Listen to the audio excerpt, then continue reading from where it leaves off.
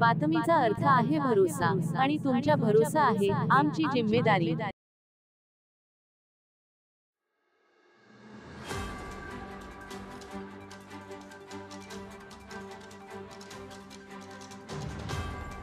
अब की बार 400 पारच्या यादीत अव्वल नाव राहण्यासाठी चिखलीकरांना बहुमताने निवडून द्यावे, अशोक चव्हाण।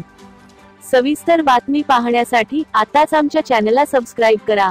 नमस्कार मित्रांनो, मी अंजली पाटील, स्वागत आहे आपला नायगरा सिटी केबलच्या NCN न्यूज मध्ये। चला आता पाहूया शहर व ग्रामीण भागाचे ताज्या घडामोडी।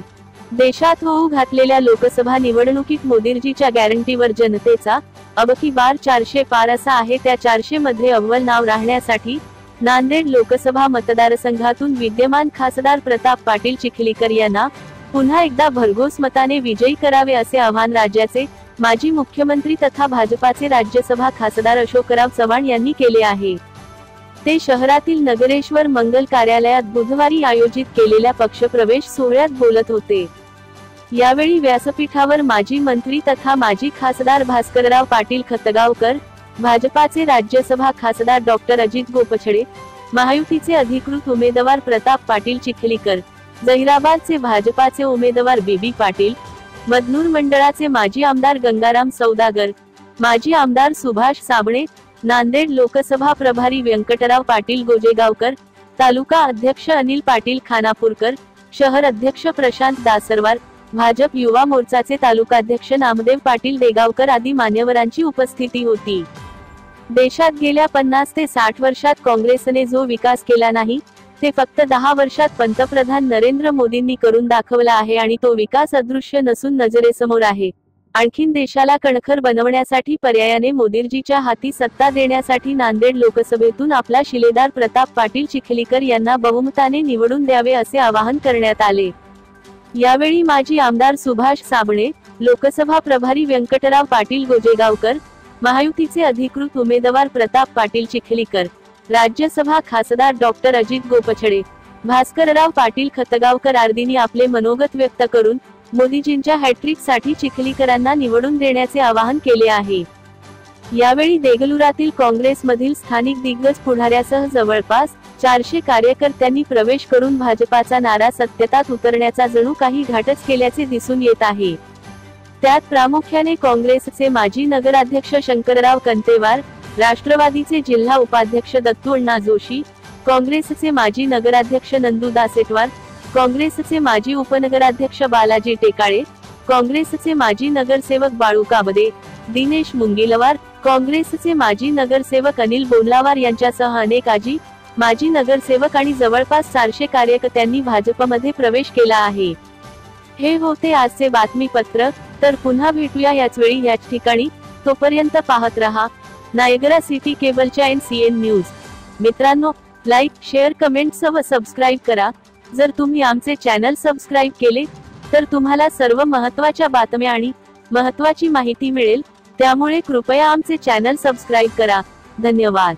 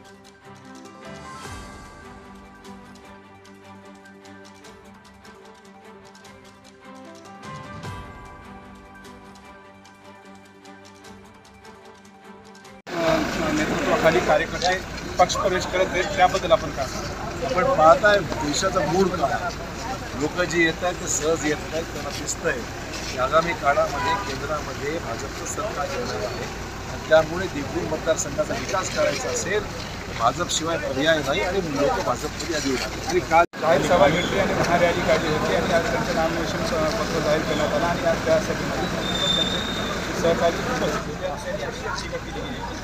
आम्ही रेल्वेचे आम्ही थांबलेलो आहोत, परंतु रेल्वे नांदेड देगलूर लातूर केव्हा चालू होणार आहे? सरकार आमचं येणार, भाजपचं सरकार येणार. अशोक चव्हाण दिल्लीमध्ये गेल्यानंतर अशोक चव्हाणांच्या पुढाकाराने रेल्वे भारतीय जनता पार्टीचा